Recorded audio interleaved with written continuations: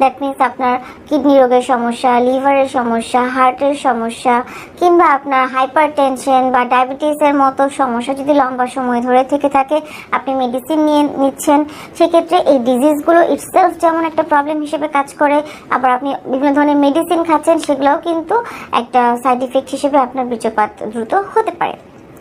second যেটা বলবো, যদি প্রিভিয়াসলি আপনার সেক্সুয়াল অ্যাসল্টের কোনো ধরনের হিস্ট্রি থাকে,